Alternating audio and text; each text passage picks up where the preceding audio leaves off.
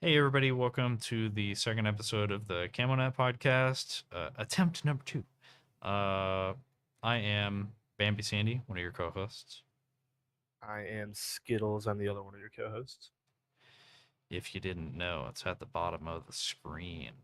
Uh, we joked before these beginning episodes are just going to be kind of like quirky and dorky and weird flows, and it'll contrast really well when we're like 20 episodes in. We've got fancy overlays and like we're talking about the map, and you just naturally see an overlay of the map because not everyone is uh ridiculous like us. I was gonna say another R word.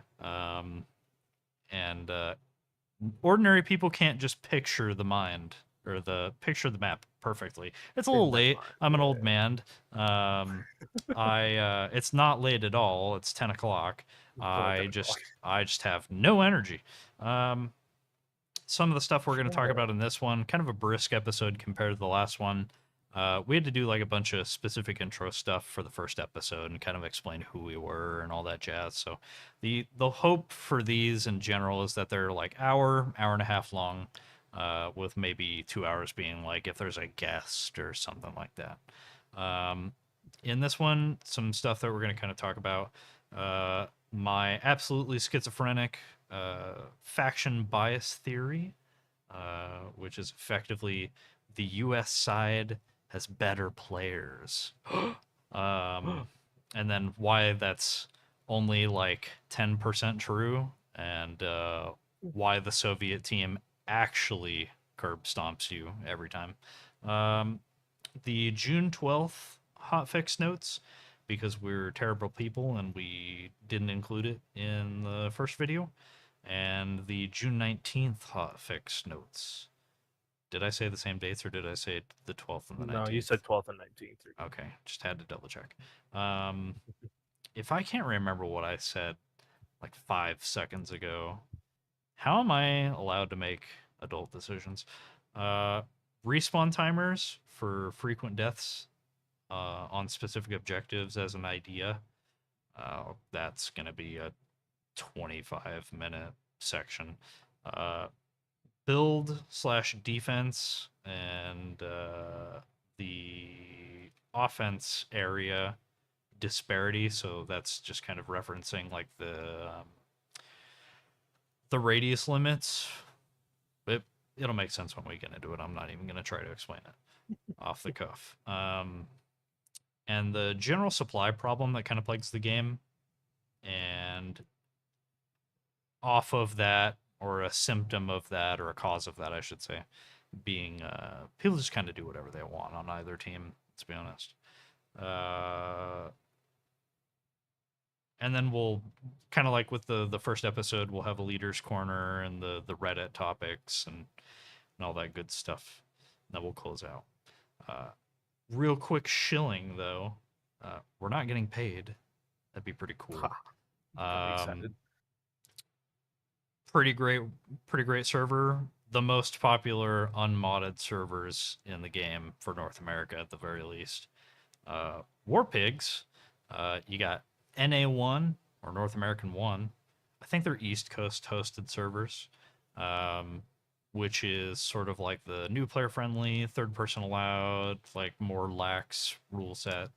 And then you've got their NA2 server, North American 2, which is supposed to be more of like a hardcore experience. I talked to a couple of people, and apparently they enabled third person on the second server for a little bit, uh, because the lav doesn't have a working periscope at the moment. So to balance it, I don't think that really makes sense as a justification, but whatever. Um, as a way to balance that, they have third person enabled at the moment. Not a fan of that, but that's not that's a small quibble.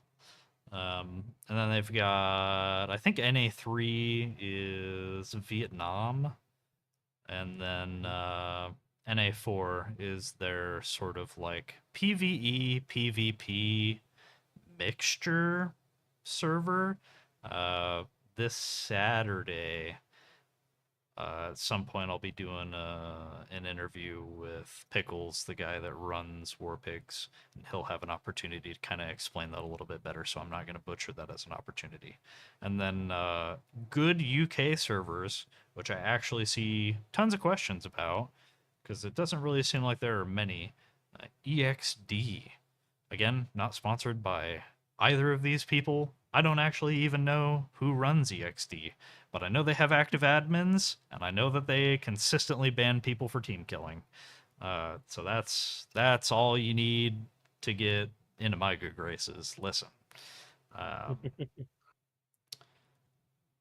and if you would like to advertise with us, our bring us up, lift us up out of nothing, and advertise us for like a penny as a meme, uh, I'm in. you can reach out to us.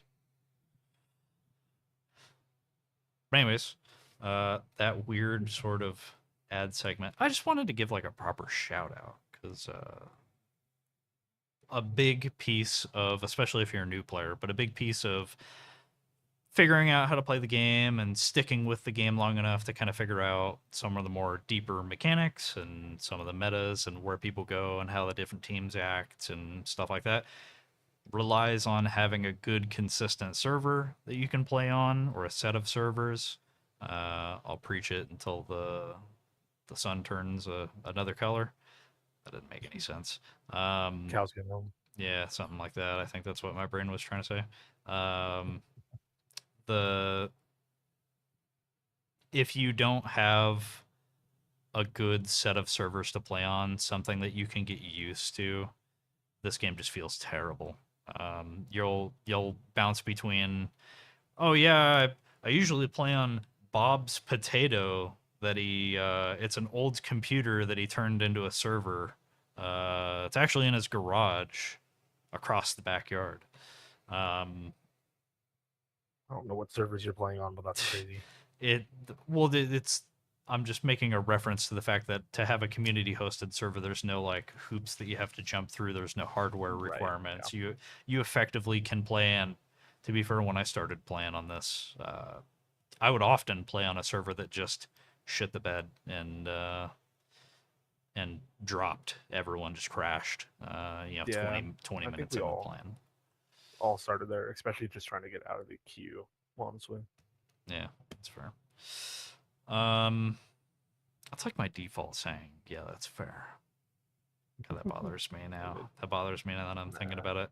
All right, let's get I into it. won't think about it. We're gonna lead off, like I said, with my just dumb musing. You know, you're in too deep and you're down bad for a game that probably doesn't really care about you like that. When you think about Reforger while you're at work and while you're eating food and just like Just throughout your completely day. completely separated from the game. I could be thinking about what I'm gonna work on with my car. Or, well, wonder if I do something special for dinner tonight. No, I'm just thinking about Coastal Base Morton, Coastal Base Chotane, and which bushes that I can sit in to get a better view of certain angles. And God help me. So out of this abundance of time and therefore a lack of care with what I do with my time, I tried to think about why the Soviets win every goddamn match. Known to man.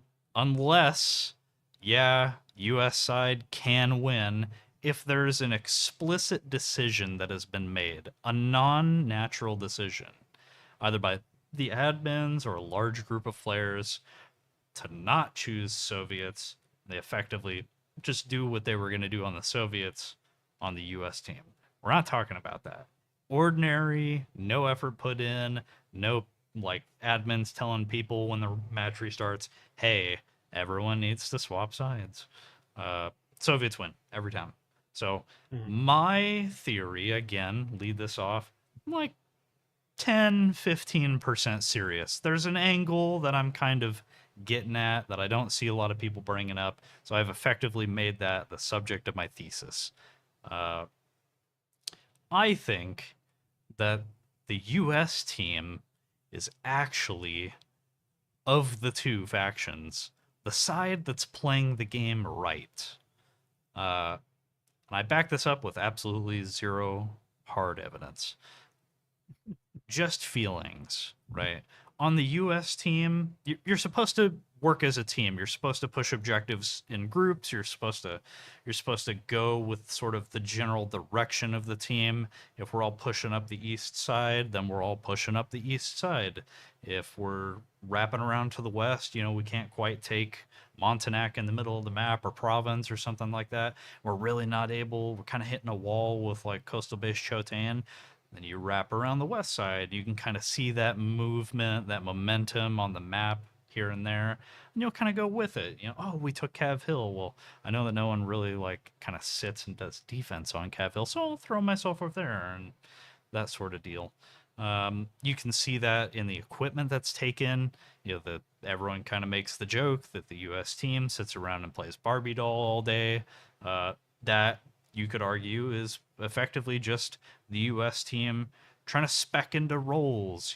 Some guy wants to play as the sniper. Some guy wants to set himself up with an M60 so that way he can shoot at helicopters that fly by. And someone sets themselves up with a saw, grenadier, and stuff like that. And I think that you also often find that reflected in vehicle choice. People are more likely on the U.S. team to pull out the armed 50 cal Humvee, and even lately, I feel like I've seen more of the basic bitch Jeeps that have like the M60 on them and all that good stuff. Whereas you don't really see that on the Soviet team. That's effectively a light vehicle infantry decision. If you're deciding or making the decision to pull out the LAV or the scout car or the BTR, you're making a separate decision. That is, I want to play armor today. That's not me saying, hey, for 15 minutes, I'll push up to Entradur with scout car, but then I'm going to get out and I'm going to shoot people on foot. No, you stay in the scout car until you get blown up. So I wouldn't really equate those two. So my theory is that the US team is actually better at the game because they're sticking more with the goal of the game. The Soviet team, if you kind of look on average, and I'm not saying that there's no, 15, 20 person coalition on the Soviet side that plays the main objectives.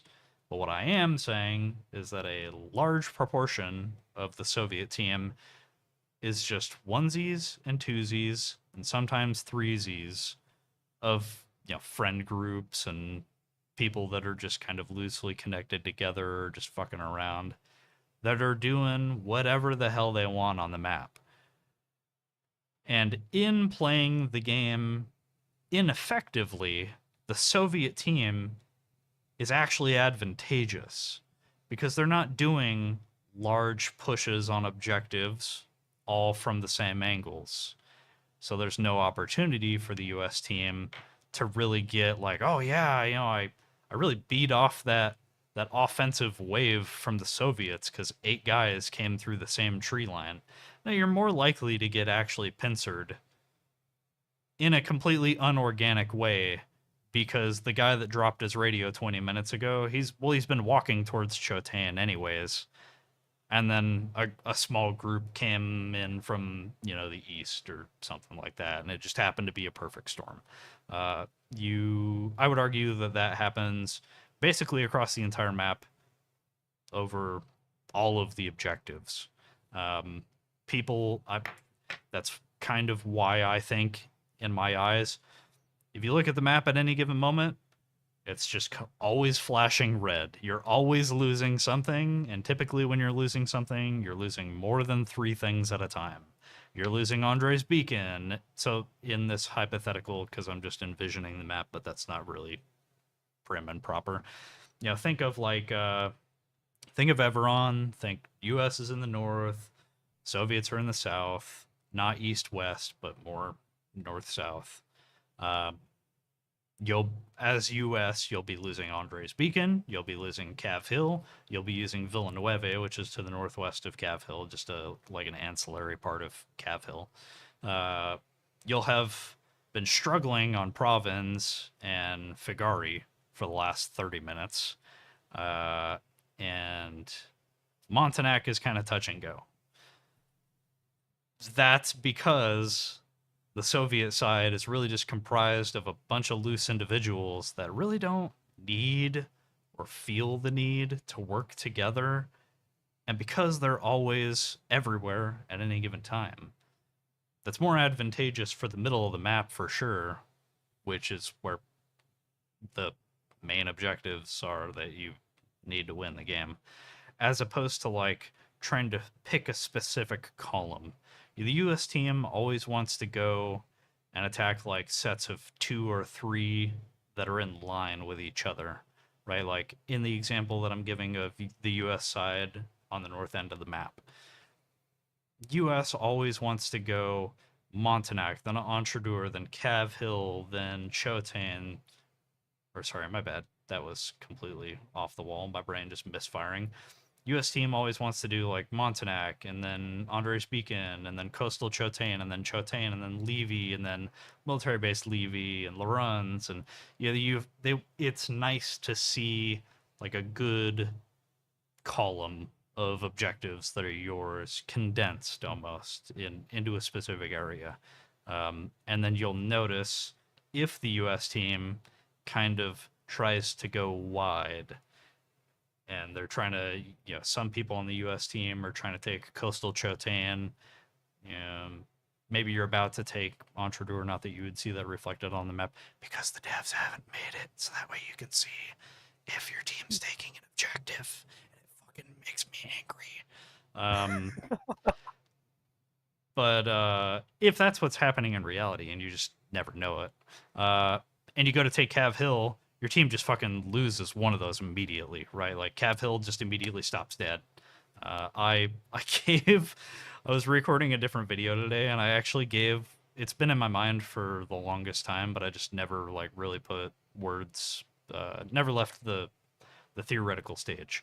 Think of it like a garden hose. Everon is like a garden hose. You've got the north and the south ends of the map, and really the map design, if the more I think about it, is kind of great and balanced. Odd balance, though. It's like a garden hose. The closer you put your thumb to the end of the garden hose, the harder it is to kind of like cover up the hole while water is running, I should say. That would be incredibly funny if I was making a metaphor to a garden hose and your thumb and there's no water running. Moving on. That's effectively the north and the south ends of the map.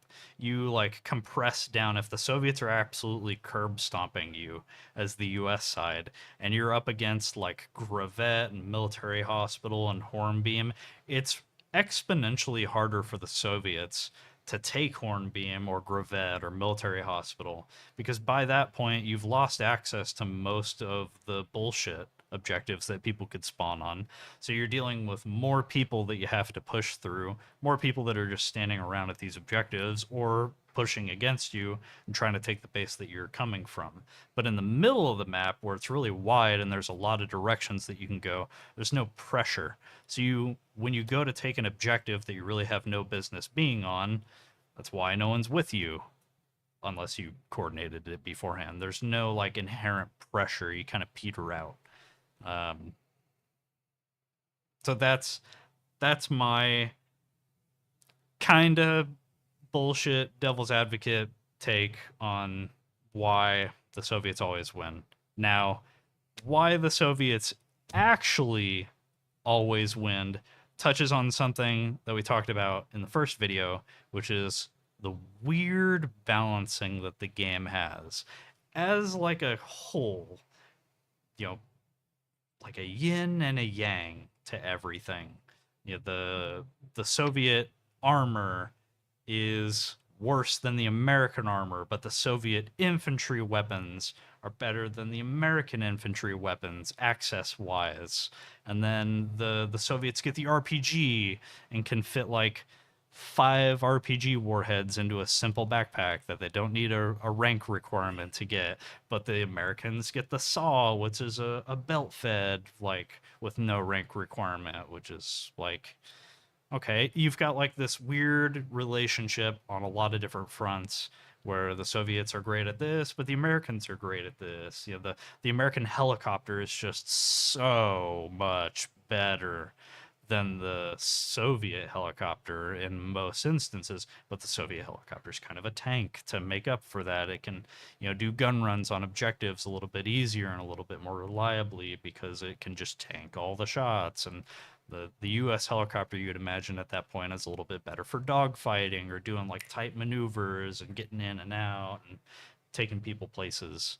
Um, but uh, an issue with this balance is the the pieces are never all there to begin with, right? You have entire matches where no one pulls out a BTR or a scout car, and the Americans never pull out a LAV.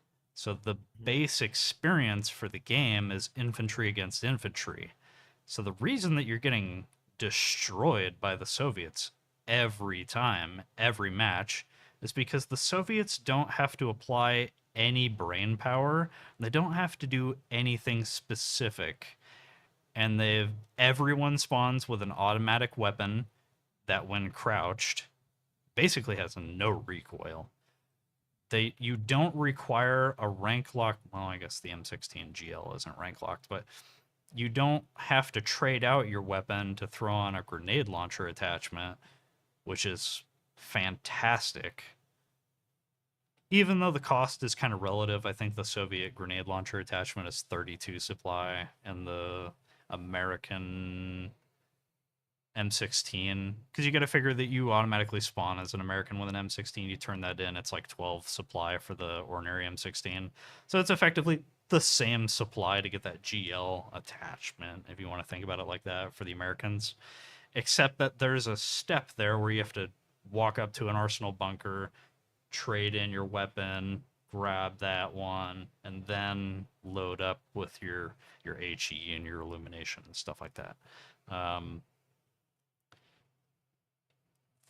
It just puts you don't have to think about it as much. There's fewer decisions that you have to make as the Soviets. You automatically spawn on an objective with a fully automatic weapon, which I get that the US team has the saw, but especially for the beginning of the game, there's no supply on these objectives when you go to spawn in on them to place arsenal bunkers.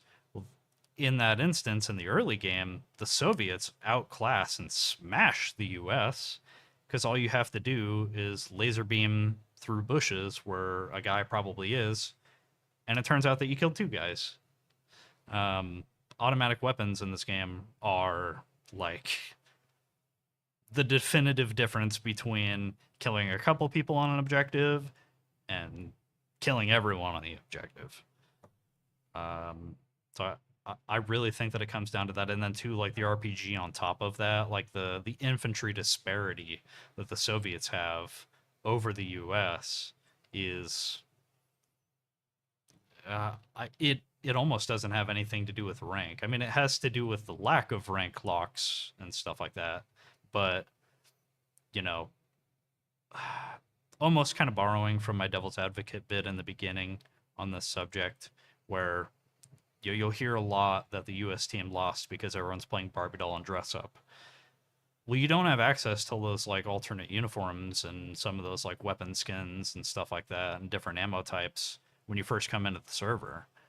That's all rank locked. So it's really not a justification in my eyes anyways. It really just comes down to the Soviet team is designed to be OP in an infantry battle. And I didn't even talk about like the body armor disparity. And the US team gets a sniper scope, like the only real sniper scope you can zoom in. The fucking scope is locked behind Sergeant. What are you talking about? Like, I see this as a global problem. I I will always, with every subject that's arguably controversial, just give it to the server owners. Let them make that decision. Make it super easy. Make it a checkbox. Don't even. Well, I was gonna make a joke. Don't even put it in the config, but everything is based off of the config files. Um, make it so that way admins in Game Master can, because that's effectively the same thing, admin in Game Master. Make it so that way you can just toggle global options, and then it's from there it's a tick box. Fuck you. Where I know what you're saying. like I can just, as Game Master, I can disable scopes for both teams, or maybe I can only disable scopes for one team, so you just can't fucking get them. Maybe I can completely disable for both factions, regardless of what arsenal you place down. I don't want helicopters. I don't want attack helicopters. Maybe I'm fine with transport helicopters. I don't want these weapons. I don't want these weapons. I don't want this armor. I don't want these uniforms. Make it so that way you can adjust like the rank requirements and stuff for all that. Just give it to the server owners, so that way because you're as a global option, you're not gonna satisfy everyone, and you're always gonna piss someone off. But maybe the answer at that point is it's not default global balance. And then also on the flip side of the coin, if it is going to be default global balance, replace the M16 with the. I know that they're both M16s. I don't care. I'm always going to call the full auto M16 the M4. Whatever. Make it so that way both factions get full auto assault rifles. Default. That's the standard loadout, and I would argue that it helps to fix the disparity that you're seeing.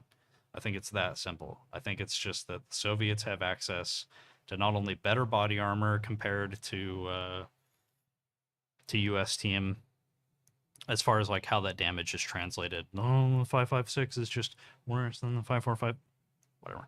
I really think that it's just Soviets spawn with a default loadout, and you don't have to hit an arsenal bunker.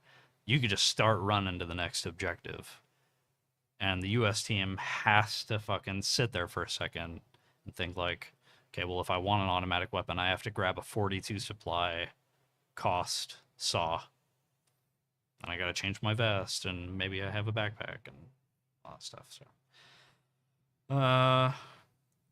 I'm gonna leave off on that with that subject. Did you have any thoughts on that? Not really. I think you touched on everything that could and should be said about it, honestly. So You'll find, audience, anyways. Skittles already knows I don't shut the fuck up about it. You'll find with a lot of this stuff, I'm just gonna ask for more server side options. yeah, That's like the end all be all. Arma 3. Why is Arma 3 so successful? Because you can tweak anything and anything. everything. In the height of its day, like before they came out with Apex as a DLC, when arguably like every mod was popping and thriving, and there was always something new coming out. You know, Desolation made a return. I'm gonna make a bunch of references to mods that probably no one's played, but like Desolation Redux came out. Shout out to those guys. Which was like trying to actually recreate the vibe of Arma 2, and like some of the jankiness without it actually being jank in Arma 3. Or like Exile still had tons of fucking full servers, and people loved that, and that felt that way because if I really liked Exile and I didn't want to play on a third person super like, oh, you could just walk 5 feet and find a light machine gun on the ground. There were 17 other servers that I could choose from that had the experience that I wanted. That should be how this works in Reforger. You're not really giving people at the moment the opportunity to kind of set that up and build those dynamics, which is really how you distinguish proper communities from one another. At the moment, the only reason that you would pick a server, and I kind of joked at it with the ad portion, the only reason that you would choose one server over another is for admin presence and for stability. That's it. You should give people the opportunity to actually have a differentiation between, okay, well, hey, yeah, we've got that stuff, and also we've got this sort of balance going on. Oh, hey, this is a light infantry only server. So if I fucking every like, not that I check Reddit all that often, but every like other time that I look at Reddit for Reforger, someone's complaining about the attack helicopters. Maybe you should give people an opportunity to not interact with the attack helicopters. Anyways. Yeah. Just to fucking put it somewhere kind of at the beginning of the video, we're just gonna brush through the June 12th hotfix notes. Really simple. The only thing that really kind of concerns us as players with that hotfix was oh my god, I lost it. What's wrong with me? I could have absolutely wrote it down. Oh my god. What? Oh, that's why. That's the 19th. The June 12th one was the update that added capturing base notification. So basically what that means is ordinarily only one thing would display at the top of the screen. If you were losing a base, it would say enemies are capturing this base and then the loading bar. And then if you were capturing a base, it would effectively display that version, but for you with a loading bar. Now, after this June 12th hotfix, if you're close to the area, but you're not close enough to be contributing to the capture speed, it'll display friendlies are taking this base. You have to move closer to the command 10 or move closer to the center to assist, I think is what it says, or something like that, which politely tells you, hey, your team is capturing this place, but you're not contributing to the numbers quite yet. I don't really... He's been on point. Yeah, I don't really agree with that because we'll touch on it in a later subject, but that like distance should just be the same for everything. Like, am I on the cap or am I not on the cap? That's really... Oh, and then for the people that enjoy grinding to helicopter, this was the hotfix that added if you load supplies into a vehicle and then you die or someone team kills you, if someone else unloads those supplies, you still get the full experience bonus when they unload those supplies. They'll get partial. I don't know how much partial is. I haven't tested it out, but it's effectively an anti-griefing tool. So that way you can't load up a bunch of supplies, drive over to a base, someone team kills you, and then fucking gets so much experience that they overcome like the team kill experience hit. Just double checking, even though I looked at it earlier, that really is it for the conflict mode. For no one that cares, they changed the tutorials. There used to be a stage that required you to have a specific backpack, or rather, there was a stage that required you to have just a generic backpack. Now it requires you to have a specific backpack. Isn't that riveting? It's fantastic. Absolutely. Oh, I'm so glad that that's there. Oh, and then supposedly, I guess this does matter. They fixed the glitch where a grenade got stuck in your hand. I never personally had that happen to me, but I've for sure had people that walked up to me and asked if I could kill them. Yeah, because they had the thing. And then the June 19th patch was just admin stuff. Yeah, admin instability stuff. how they fixed if you had a long range and a short range radio and you were talking while you dropped the long range radio, i.e., you set it on the ground to place it, your push to talk would never unstuck. So you'd just be permanently talking. And that's it. Nice. Also, just before we forget, there is a Steam summer sale for Reforger currently. No free weekend. No free weekend, but yep, 20% off. Please, dear God, don't do free weekends. I think that was one of the squad's biggest downfalls, was a free weekend. Yeah.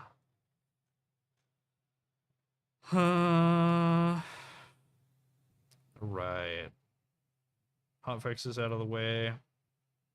Next topic is going to be the need for respawn timers for frequent deaths on an objective. I don't, fun fact, have any notes for these. I'm just going purely based off of rage and just muscle memory. Because some of these things, that first episode, I wanted that to be a 4-hour episode so bad. Thank you so much for not letting it be a 4-hour episode. Yeah, much to my annoyance, I left that project unfinished. So everyone's had this experience, whether you've actively realized it or not, and everyone's had this experience on both sides of the fight. And if you're on the defense end of the fight, you might not feel uncomfortable about it. Spend just a little bit more time in the game, and it will make you feel uncomfortable. It'll make you feel dirty. Everyone's been there where you're pushing onto like Cav Hill, or the automatic default that it should come to everyone's mind, Coastal Base Morton, right? You can kill 90 people on Coastal Base Morton.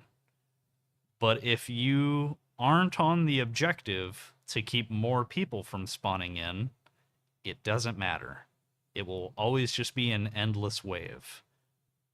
And then on the flip side, if you're on Coastal Morton, it feels like a fishbowl, a never-ending fishbowl, because most of the time, the people that are shooting down onto Coastal Base Morton have no intention of taking Coastal Base Morton. They're just farming you. They're just throwing in RPGs. They're just hitting you with lavs and BTRs and emplaced machine guns and stuff. This feels wrong. We don't have, at least I don't have a great solution to this. I have a couple of ideas. And please, I want the conversation to happen on this. Whether or not the admins, or why did I say the admins? Whether or not the devs kind of take notice and try to do something about it is another subject. I don't really care about that, but I just want to get other people on the same page, maybe get some consensus going, make it a popular sort of a mainstream idea or concept. I feel like what is lacking here is a punishment for dying on or from either a specific objective or an area. Maybe that area is tunable by the server owners. Maybe it's just an option, like you can click into a command tent for an objective, and you can set specifically what timer and what distance you want that objective to consider. But there should be some sort of accounting for, hey, I spawned in on Coastal Base Morton. I've died 3 times now. Maybe the next time that I go to spawn in on this area, it senses that frequency, or it senses that arbitrary number that can be set by someone. And now I have a 15-second timer to spawn in. I spawn in, I died again. Now I have a 30-second timer. And it gives you an opportunity for some of these objectives on the offense side to have every kill that you make on cyclical enemies uh, to mean something. Now you've created a pocket where people aren't instantly going to spawn in on you, like the background picture right here, right? Like if I'm up here with a couple of buddies, we lob a bunch of RPGs in on the objective, and then we go to push in to said objective. We're not even going to hit the coastline. We're not even going to hit the water before every single person that we killed is back. But if we know that if we kill enough people consistently on the objective from here, then we can confidently push over because we've effectively bought ourselves a window to do something with that absence, right? And I feel like for a game that tries to pride itself on meshing realism where it matters and approachability, because console, um, something like that should be in the game. I don't know quite how that math equation should work. I don't know what the radius should be. I don't know what the number of deaths are. Again, I'm going to lean on my crutch of let the server owners figure it out so that way they can fine tune the experience. Maybe certain objectives in certain regions of the map don't have that as an incentive for playing more in central locations. Maybe, if I'm on my fifth attempt at attacking Cav Hill, and every time I keep spawning on Villanueva, maybe I just shouldn't be allowed to spawn on Villanueva. Like, it's not really near anything that matters. Maybe my compensation, there are 6 objectives, 5 objectives that ring Cav Hill. If we own 3 of them, maybe I just don't attack from Villanueva for a while because I gotta wait for that to cool down. Um, I just, I feel like it's so lacking. And then from the defense side, to a lesser extent, I feel this as well, because you could argue that the 9th time that you've killed that sniper, like the screenshot shows from Coastal Morton, maybe that guy shouldn't just be able to run back in for the 10th time from Old Wood. Maybe that guy has to travel from farther. And that means that he's forced to do another angle, and then inherently in that, as like a side benefit, the game isn't stale. You're not just getting attacked from the exact same hill on the same point every time that you go to Coastal Morton. Maybe people are forced to like change up and push through town, and that always ends up, by the way, being the better way to push into Coastal Base Morton. But um, I it's so rough. I there's got to be something to it. Your thoughts? I don't really. I think having a respawn timer would be nice, especially on attack. Because like you were saying, I've had those times where I will just be sitting outside Coastal Base Morton. We'll keep the analogy going, and I will kill 5, 6 people. I'll move myself a little bit down the hill, and those 5, 6 people have spawned back in with their friends, so that 5, 6 people is now 10, 12 people. And then it just goes on, and they can keep spawning on it as long as I don't get to their radio tent. So it's would be nice and helpful for a respawn timer of some sort, and to be implemented into the game. I have noticed every couple of times that I've died and then went to immediately spawn in, there has been a respawn timer. I don't think that's connected to anything other than it just being a respawn timer there to kind of give you a second to look at the map, judge where you want to go, and get in there. But outside of that, I don't think there's anything really there to help with the offense pushing and to kind of hinder the defense if they're not already there, basically. So Yeah, I believe that that's like a global. The game just senses that you're dying a lot in a specific period of Yeah, time, and it's like, hey, we're gonna give you an opportunity for the same reason that if you commit suicide in the game, well, it there it gives you goes. a like a 30 cent or thirty Yeah, second. yeah, it gives you You commit like, self delete. yeah, it gives you. I didn't use the YouTube friendly term. That's the video demonetized. No, our 2 cents. Um, No, our one of those. in the same way that I think it gives you like the first two suicides free, and then it adds an automatic 30-second timer, and then Yep. it's a minute, and then a minute 30. Yeah. Yeah. Um. Next one, the I don't even want to phrase this how I have it written down. Okay, so for people that don't know, this is just the true moniker of us being just fucking soulless. Um, there are different radiuses that you have off of an objective in Conquest. I say that every time. I think that I'm not trying to say conflict, and I say Conquest.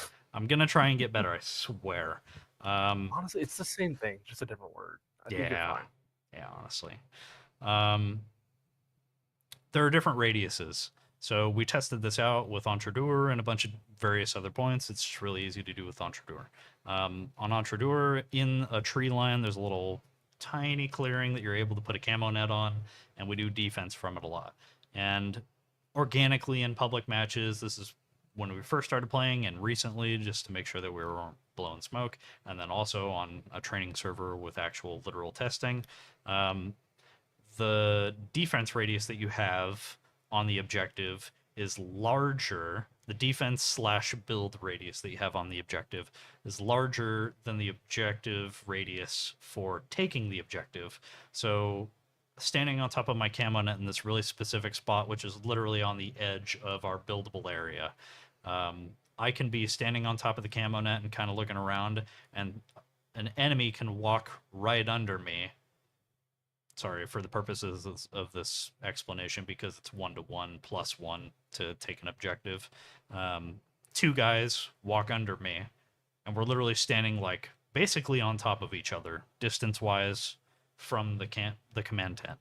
Um, they won't be taking the objective, but with me not moving and still standing in my spot, those guys can walk the 5, 6, 10 feet, whatever it is exactly.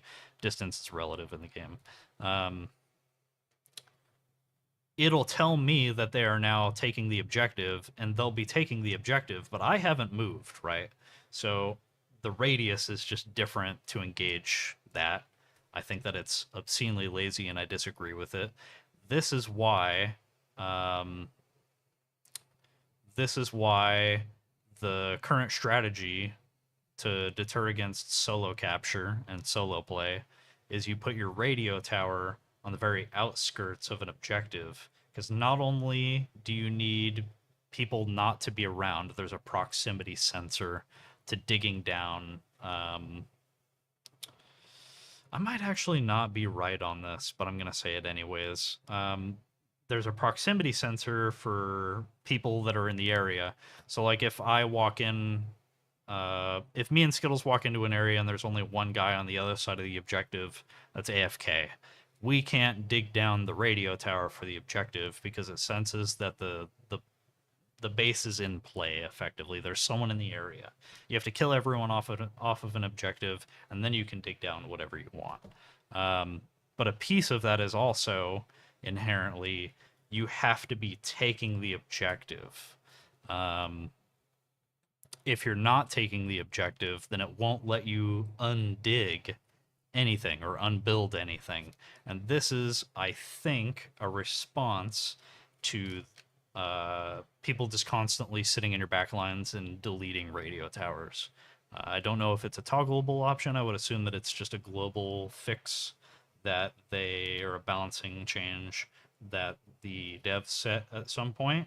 But it means, or rather, that's what that is born out of, is the disparity in radiuses. I think it's lazy. I don't actually think that it's intentional. Um, but you see this reflected also kind of in the message from the hotfix nuts, the change of, hey, your team is taking this objective, but you got to get closer to the actual command tent. Um, if I'm on the objective, then I'm on the objective.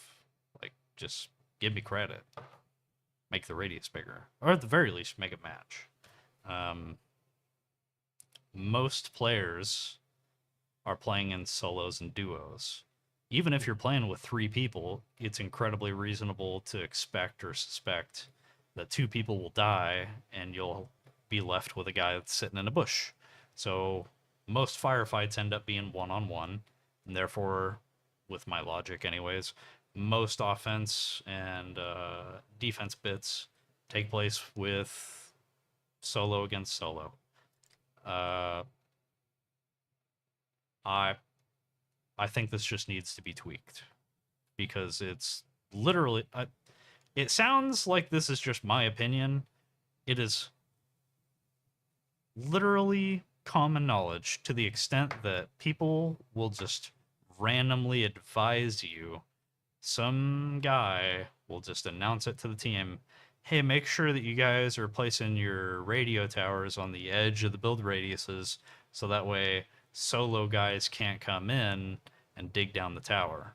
Because that guy can't simultaneously dig down the tower if no one's at the base because he has to be in the radius so that way he's taking the base to dig anything down. Um, that just seems like an oversight. Please, please fix. Please fix. Yeah, I think you touched on it perfectly. I don't really have much more to add to that. So, yeah, it is definitely something that I have noticed in both playing with you and just by myself. Um, it would be nice to have a little bit of a fix for that. That'd be cool. So I don't get as upset as I do at the game sometimes. So Yeah. Um. Next topic. Last topic. God, we're blowing through these compared to the last one. um. The. Oh yeah, this one's a little long. The current supply problem in the game, and everyone just kind of doing whatever they want. This is Soviet U.S. It's the same symptoms. Kind of feeds back into a little bit of my devil's advocate piece on the why the Soviets always win. I touched on like both teams basically just have people that kind of do whatever, and it feels weird coming from squad because people always complained in squad that there were lone wolves and people that played marksman kit that would just run off and do their own thing, that you'd have onesies and twosies. Well, that really wasn't an issue in squad because everything worked off of, well, you're in a squad, you have to talk to your squad leader to get approval for vehicles and stuff like that, and your squad leader could kick you if you weren't doing certain things or if you weren't meeting their expectations. So, yeah, you could just join a squad and run off and do whatever you wanted to, but you faced a really solid chance that you would just get booted from the squad. You would lose your kit, often your weapon in the process. So, like if you were playing a marksman kit, that was absolutely devastating. There's almost like in-game design pieces that they thought about and kind of fleshed out to account for that stuff. In Reforger, I almost don't understand why they have squads. Um, Nothing relies on being in a squad. There's no approval process to account for griefing and trolling, and you can't even kick people from your squads. So, if the squads are supposed to represent something or mean something, you're being very naive, Reforger devs. Um, Shocker. People do whatever they want and don't necessarily play the game the way that you specifically intend in a video game. Crazy. Can't foresee wild. that. This brings up what I believe is the still ever-present supply issue. So you put rank requirements in. I would assume that that was something that they wanted to do at some point anyways. It made sense, and they probably just pushed it up as a fix to the supply problem, the prior supply problem. The issue before was that people would just immediately spawn in on objectives with saved loadouts of 400 supply. You've been in the server for 5 minutes and you're just able to build it, right? So effectively, they used ranks to lock a lot of that stuff away. So that way, when you come into a server, technically, yeah, you could still build a 500 supply loadout, but it's much harder. Um, you can't just grab, two PKMs and something ridiculous, and like a PKM and a rocket launcher and die 15 times in a row. Uh, However, I believe that this buff action or this fix kind of ignores a large sidesteppy problem. Anyone can pull any vehicle, and anyone can place anything down on an objective. There's no rank or role requirement to walk up to the map board at a command tent and start placing things down. There's no approval process. You don't ask someone if you can place down 50 sandbags on an objective. Uh, you don't have to ask someone if Province needs 7 arsenal bunkers. And the game allows you to place multiple antenna nets. It doesn't let you, there's a max out on first aid tents. I don't think there's a max on living quarters. So for a lot of the modules, you can place multiples of them, which doesn't make quite a lot of sense. And the vehicles piece is really the heinous bit that I've found so far. Yeah. There's no restriction and therefore no pacing or control over, hey, yeah, Skittles has been on this server for an hour and a half. We're not playing together, but we're on the same team. He's gone through and he's a major. He grinded it out and he's flying around in a helicopter, say. He comes by this base to rearm his rockets. Well, I have decided, because there are no limitations and because I have 5 hours in the game, I have decided to spawn in 4 50 cal Humvees, and I have driven them to corners of the base because in my mind, they're anti-air positions. Did you really fix the supply problem if people can do that? And I gave kind of an exaggerated example, but it happens every time. Literally every time. At some stage in the match, all of the supply that you just ran to the runs or Levy or military base Chotain or literally anywhere, Province, one of the most active points on the map, or Fagari, it doesn't matter. Someone will spawn in. You can't kick the person. You literally, unless you do a vote kick, good luck getting in consensus on that.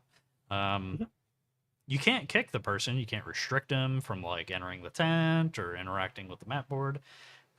And they'll just, oh, you had 3,000 supply here. You had like a nice little nest egg, so that way you didn't have to rely on people doing logi runs for a minute. That's cool. Yeah, I'm going to completely encircle this base in sandbags and barbed wire. And then I'm going to put down 3 sets of radio towers, so that way the enemy just has a really tough time of cutting off our ability to spawn here. Yes. I hate it. I hate every aspect of it. I feel like a 2-year-old, not to insult the devs every single time that we do one of these things, but I feel like a 2-year-old would be able to see that as an issue. I know that the devs actually play the game, because in their Discord, you can see that they're playing the game all the time. Consistently enough, I should say, that you'll see every name playing the game at some point. Does the Arma Reforger as a game linked in Discord reflect like a testing branch or something like that? Yeah, I guess it could, but they're not like, for instance, the squad devs. The squad devs did not play the fucking game. They were garbage. They didn't understand half of the mechanics when they did hop in game. For the play tests, they spent most of their time just following people around and watching people, but not an admin camera, which is a feature in that game. They would just literally follow you and watch you, in part, admitted multiple times, because they didn't know how to play the game. They weren't good at the game. They're not first person shooter people. You made a first person shooter game. I don't know. Maybe that's just a philosophical difference. And absolute props to the Armor Reforger devs, because I do genuinely believe that they play their game, so I don't think that they're completely disconnected. Um, but please play the game for longer than 2 hour spurts, I suppose, so that way you can see that problem. I feel like that's what it needs. Yeah, I agree. Uh, yeah, the amount of times I've spawned in and then I'm like, okay, I need to get something. I need to get a radio backpack because that's what our next kind of push requires. And then we don't have any supply in the tents because some guy decided to spawn in two different types of jeeps. Decide if he liked the one with the gun on it better or the one without the gun on it better, and then just left the one without a gun on it just sitting there.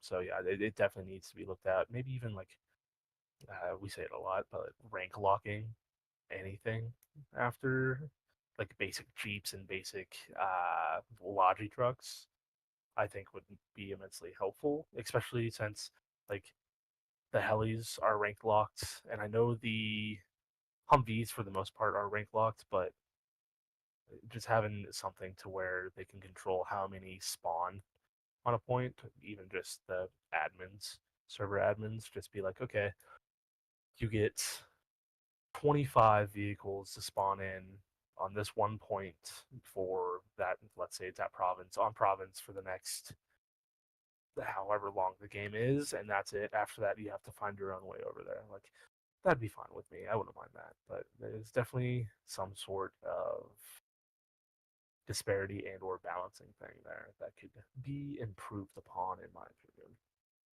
Yeah. So let's move on to. I'll get my leaders corner out of the way real quick, and then we can move on to the more fun Reddit topics, and then close out. Sweet. So All right. I didn't make any notes for this leaders corner, but I knew I pulled the most important lesson away, which is it's not called Sandy's leaders corner anymore. It's just called the leaders corner. Um, Maybe we'll do like a graphical change and it'll just show a library or like a very astute man, or honestly it'll show the A fire with a monocle. yeah, or it'll be pondering the orb. Ooh, there you go. Because I don't really have a topic for leaders corner today, I kind of forgot about it wholesale. We're gonna give away a little bit of our quote unquote advantage by talking about how you should be using radio backpacks. So what you're gonna want to do, again, this is all leaders corner is a relative term, like what scale of leadership you're in. We're really just referring to if you're the guy that's kind of making the decisions. Every group's got this guy that cares about the game a little bit more, plays a little bit more than his buddies, is properly into it, and your buddies are just honestly playing the game to just have fun with you. That effectively makes you a leader in this context. Or you could be in a proper organization and you're in a squad lead role, or you're in a region control role, however you want to say, like a platoon sergeant or something like that, or senior leadership, and you're trying to think about how to streamline certain things. There is a large hole. There's a pacing issue built into the game as it stands currently, where to get from one place to another, you typically have to spend a disproportionate amount of time based on how long you're going to live once you get there to do your thing. And that burns people out, and that makes everything really fucking annoying. We're in the middle of it right now. We're explicitly trying to get helicopter pilots, for instance, so that way we don't have to run anywhere anymore. But if you're in a group of 2, 3 people, or if you're in a group where you know that that's just kind of a limitation, and to effectively get a helicopter pilot, if you're in a milsim unit, you would have to like onboard someone and get them to do training and all this stuff. We kind of have an easier door to kind of waltz through, so that's not really an issue for us. But you know, there's limitations that you might have to deal with, so that might not be on the table. And two, like at the end of the day, helicopters are one of the loudest things in the game. That's not exactly a covert like way to get multiple options and angles to attack an objective. So you might need something that's a little bit more simple. Radio backpacks exist in the game. However, they went through and they nerfed them at some point. Call me crazy, call me wrong. I've seen a couple of people call me wrong so far in game. I swear to God, there was an explicit hotfix where they said that your radio backpack wouldn't automatically pull from a container. I think what that means is that radio backpacks won't spawn from a non-natural container. So vehicles, backpacks with literal supply in them, those are effectively like chests in the game. They're like containers within containers. However, there are natural quote unquote containers of supply in the game. Like when you go to an ammo uh, objective, why did I say that? When you go to an ammo supply point, there are those connexes that are just like a physical representation of the supply. That is a specific representation of, if anyone has an opportunity, I wish I could show it right now so that way it makes a little bit more sense. If you walk up to a command tent or a container that has supply in it, like an ammo, like an arsenal bunker, and you pull supply out of it, it'll make a pallet with like black laced ammo cans in front of you. That is the representation of like raw supply. Well, when you go to an ammo supply objective, the little green symbols on the map, and you see those connexes, that is actually like a specific, that's the same thing. That's just raw supply sitting in front of you. And if there is raw supply that your radio backpack can pull from, I believe that it does that naturally. However, pulling from a container doesn't work. So you can't take a radio backpack, whoever your squad lead is or whoever's going to set it down, can't grab a radio backpack and fill the Humvee with 500 supply and then have it pull from the vehicle, I think is the issue or the disparity in my knowledge. However, moving on, just wanted to get that out of the way because I know that that's just going to get spammed at us like crazy. With radio backpacks, it's not like squad where it's kind of like a really dynamic resource and tool that you can use to attack from different directions and kind of maintain what you're doing and how you're doing it. In squad, it's sort of wave based, and if you're an enemy that walks within a certain radius of the backpack, it deletes the backpack, right? And the trade-off is that if the enemy doesn't go to seek out the radio backpack, you can effectively spawn there infinitely, but in a wave. So like you can miss the wave and have to wait 60 seconds to spawn in, all that good stuff. The radio backpack and reforger carries 100 supply. A default loadout is 20. You can enable and disable custom loadouts on it. But ideally, if you're going to attack a big objective and you've got 2, 3 guys, 4 guys, 5 guys with you, and you're trying to really use the radio backpack, you effectively either get 1 spawn per person or a bunch of people don't get to spawn. And that really just deletes it as an option for most people. However, what you should do is you should just see that as 2 different types of preparation, right? In squad, you've got ammo and you've got supply that you can load up, and they do different things on the base. Well, you should effectively compartmentalize that in Reforger in a similar way. That supply that the radio backpack has to operate, that just represents you loading in. And then if you want to load in with something different, you should load that into the vehicle that 9 times out of 10 you're traveling in to get to where you want to go anyways. And if you think about the supply as two different assets, then the radio backpack is not only viable, it is the best and arguably only way that you should be playing. It immediately deletes burnout, and to kind of mention, I suppose I shouldn't be like not covert. What's wrong with me? What's the word? I shouldn't try Coy. to keep it. Yeah, I shouldn't be coy. I shouldn't like try to keep it secret. If I mention it, then I should kind of go into it. Um, all you have to do is spawn in, have each of your guys that want to use the backpack spawn in at a base that has an arsenal, go through. You got to drop your vest, your weapon, your grenade, your morphine, and then you can kind of comb through and see what in your loadout at that point has cost. When you mouse over it at the bottom of the little notification pop-up screen for that item, it should have a cost labeled to it.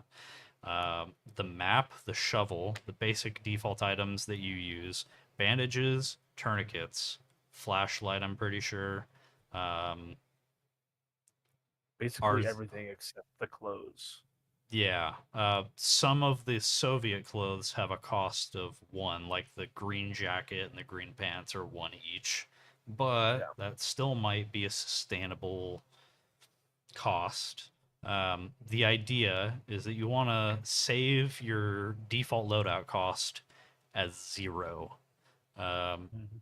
and then you can infinitely spawn, albeit without weapons and morphine, on a radio backpack.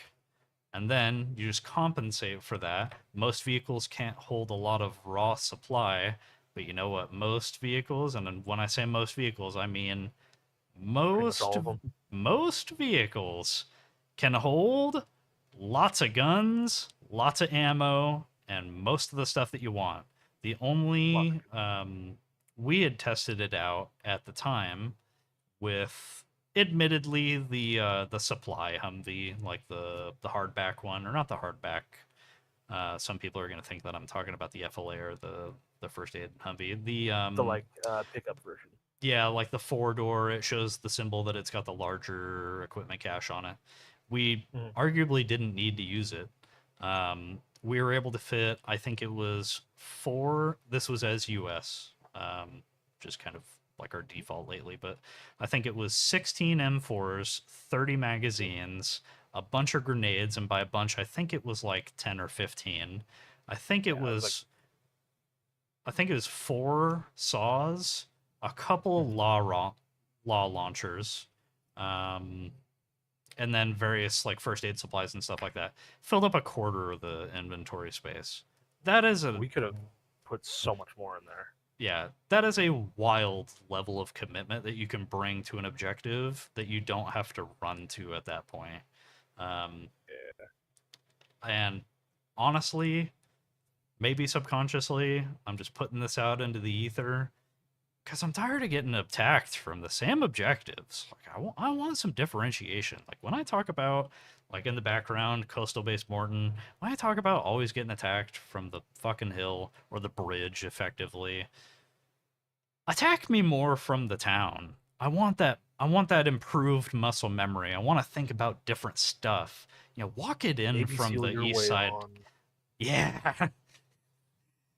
Use the buoys, honestly. Are you really a sniper if you're not standing on top of a buoy? If you're not sitting behind one of them right now. Yeah. But we found that to be very effective. Yeah. Obscenely effective.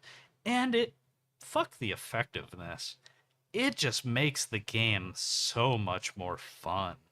Uh, from the user side, right? When we get 2, 3 people on, we're not really all that interested in doing some crazy sophisticated tactic. We don't have a set of objectives that we just got off work and we're just looking to have a little bit of fun. If you don't own Montanak, right, and you're the US side, You wrap around to the town proper, which is what we ended up doing. It was so fucking fun. You wrap around to the town proper, set down a radio on the other side of town, not in it. You put your cache, effectively, your vehicle that's got everything, a little bit in front of you. I'd argue, like, not next to your radio backpack, but on the way in between your spawn and where you want to go. Um, oh my god, it's It was so much fun, it honestly. it's a level of fun that you just subconsciously accept can't happen in Reforger. Yeah, no, it was probably the most amount of fun I've had since starting Reforger. Like I was when I first started, it was very like lone wolfy, kind of what we were talking about earlier, just kind of having some long range stuff, and I would literally just sit up outside of an objective and try to be the most annoying person on planet Earth. But that was definitely the most amount of fun, especially just being able to attack it from different sides and keep them on their toes. Like it was amazing. It was a ton of Yeah, fun. we'd hook using like the stereotypical sort of West End, almost like if you were coming from Pinewood to attack Montagnag, we'd wrap around the town and do that, or you just go through the town and you'd go along like the west side of the soccer field, basically a stereotypical tree line at the backside of like double silos, just dropping references. Or you'd go all the way around the soccer field and then you could wrap in through like the farm part of Montagnag and oh, so fun.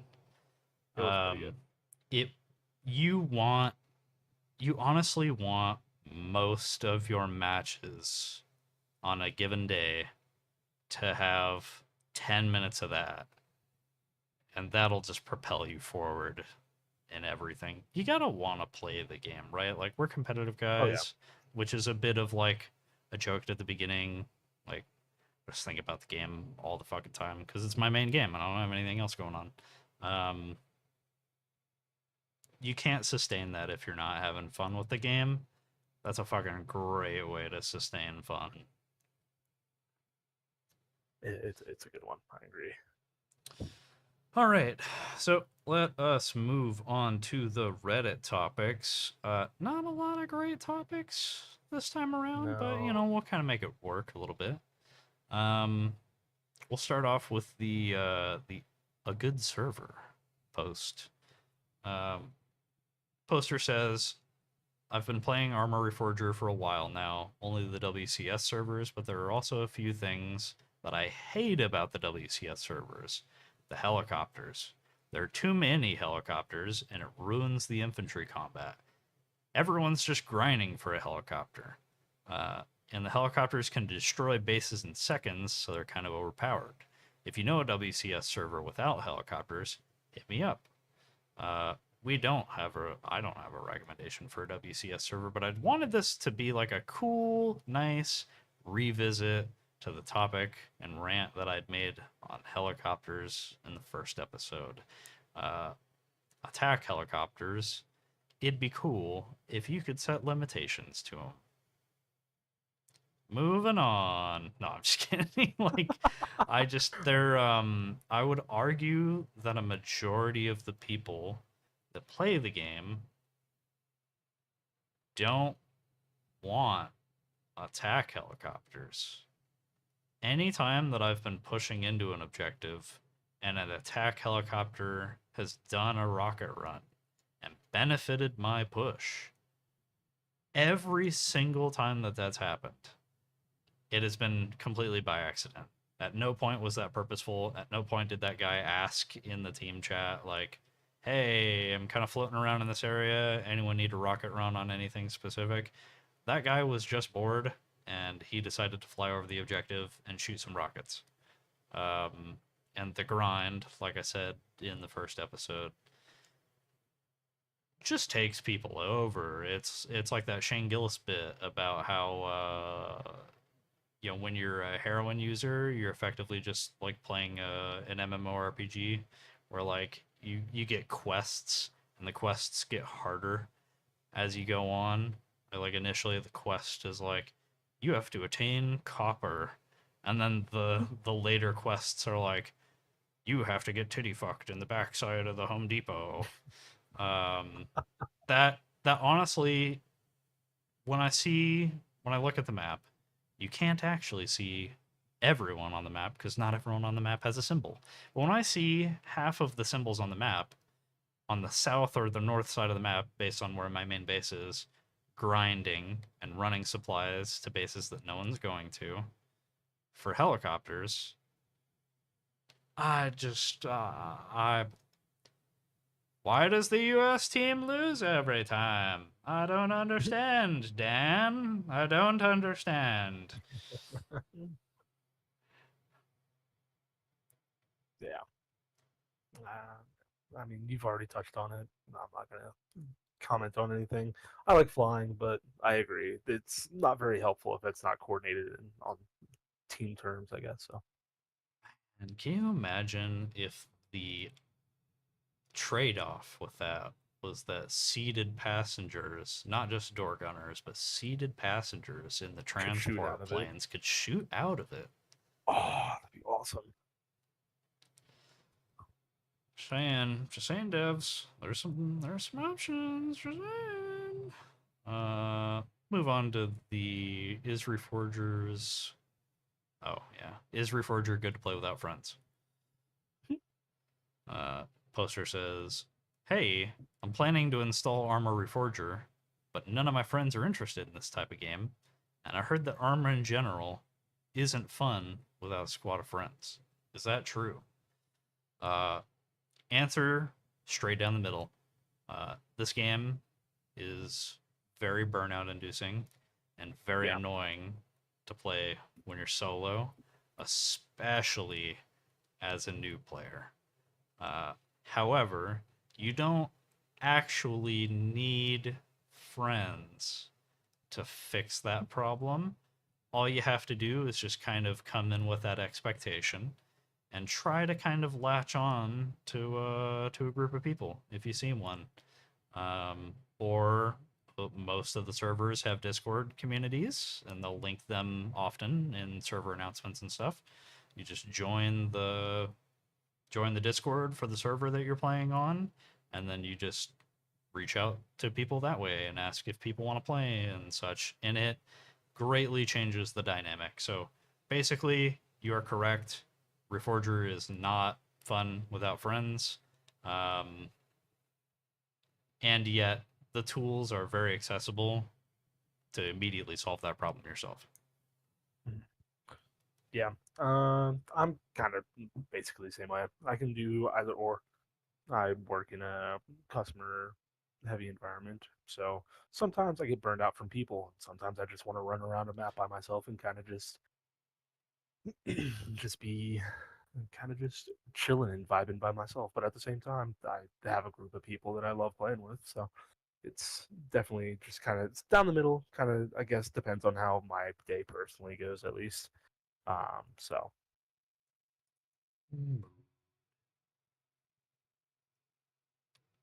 Then we'll do former words are hard. mhm. Arma 2, 3, and DayZ player. What's different about Reforger is the title of the post. Hey there, used to be a huge Arma fan, and I'm curious, what does Reforger bring to the table other than engine enhancements? Would you like to give your opinion? Trying to um, balance it out. I appreciate it, but this is this is the one I was wanting you to talk on because I don't have any experience on Arma 2 3. I have some experience on Daisy, but it's literally like maybe 40 minutes. Um, so this It's I've considered this my first Arma game. Um, so far I'm a huge fan of it. If I had a computer during the heyday of Arma 3, I'm sure I would have loved that as well. So fair. I would assume that when this guy says that he used to be a huge Arma fan, he's talking from the perspective of Daisy before the engine update. Daisy, yeah, Because in Arma 2. no, the Daisy Oh, standalone. oh, Um, gotcha. Arma 2, 3, and DayZ pre-engine update, which is effectively DayZ moved over to the engine that Reforger has, right? All kind of had the same feeling, and I'm assuming that that's why he kind of lumped all three of those titles together. Especially the bit where he says other than engine enhancements. So my answer to this post is, if you want the quality that you found in those games, the refinement, the sometimes not literal quality as you experience it, but you can tell that a lot of stuff was thought about. Map design and where the buildings are and how the buildings act, and you can penetrate through certain walls with certain things and that sort of stuff. That's kind of what I mean by detail. If you want that detail and care in a mainstream sort of package that you could pitch to your friends and reliably get your friends to join you in on, the crossplay for this game is really...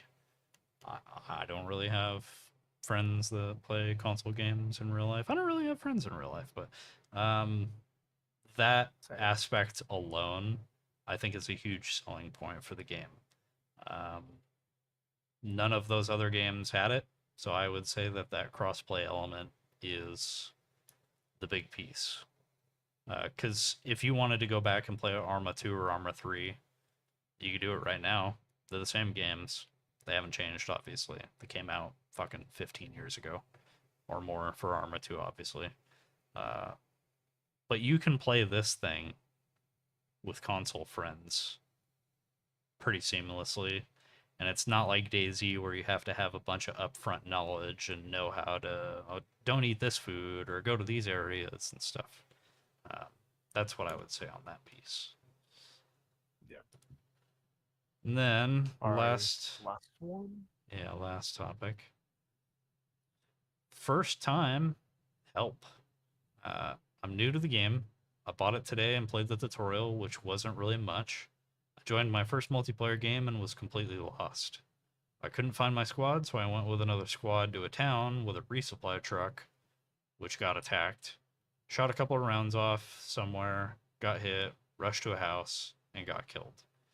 Can anyone link any YouTube videos or anything to help newbies out to know how to work and play and find squads? Because I have no frickin' idea how it works. And I chose this as a topic because Squad had a similar problem where the game gives you an official tutorial, but it just tells you all the same kind of cookie cutter stuff like, oh my god, you're telling me that right trigger on the Xbox controller shoots the gun? What? That's fucking crazy. That's not what you need to know for the game. Squad had a similar issue where so much of the game, ironically, Armor Reforger is a little bit easier on the eyes. You had to know quite a bit to get going even in the right direction. Yeah. I would say that the devs would really do well to have community highlights. So like Squad, but better. So off of the main menu, maybe there's just a tiny little box. Maybe it's within the tutorial context window where you click on tutorial and then it asks you what kind of tutorial you want to do or something. There should be a spotlight option there for community tutorial information. Because as a game developer, the game's going to change over time and the meta is going to change over time and certain areas are going to be better than others and stuff like that, or you're not going to think of mentioning certain things, but you've got a community that's absolutely willing to make that content for you. You just have to have a way to deliver that reliably to the people that need to receive it. So I would like to see that as an inclusion. I think that that would be relatively easy, and I think that it would be really consistent, because that's what that piece is missing. And that's kind of all I had for that. was waiting to see if you were done. Yeah, I think I don't. I am kind of different. I don't like playing tutorials. I don't like having the game walk me through what I need to do. I kind of like struggling by myself, figuring out what best works for me and not what the game wants to do. So I think just finding a server that you can hop into, even if it's a bad server, and I mean bad for like latency and ping wise and stuff. Even if it's not a great server, but it still will give you more game time. I think that's definitely best course of action. That's at least what helped me. Maybe uh, people are definitely, well, everyone definitely is different. So, but just if someone out there is like me, likes learning more hands on, that's kind of what I would suggest. So, Right, and in closing, same sort of deal as last time. If you're interested in playing with us or throwing us a message in game or something like that, you can find us on the Warpig servers. Now that we know that NA2 has third person enabled, we'll probably spend a good bit of time better than we did before bouncing between NA1 and 2. Really just kind of depends on where the queue is at. But again, cues most popular North American servers in the game for vanilla. So the yeah, queues for both tended to be 20 plus. So 20, and it can um, go as quick as 10 minutes or as long as 30. So, yeah, yeah. The downside of waiting a long time in a queue, kind of a positive and a negative side, is the game was good enough or the match was good enough that people didn't want to rage quit and leave. However, the downside of that is you might make people it are gonna through the leave. queue because the match is ended. Yeah, yeah. Um, But anyways, likewise for the Reddit postings and stuff of this, obviously just fucking reach out to me. No brainer there. Yeah. And we do read the comments on these things. So Yeah. uh, for whatever that's worth, I'm sure that won't come back to bite us in the ass Haunt admitting us. that. Yeah. Yeah, it's fine. But little like we said in the beginning, a little bit shorter of an episode. Hopefully, this is kind of the main format and time spectrum. And thanks for being weirdos and sitting through and listening to everything.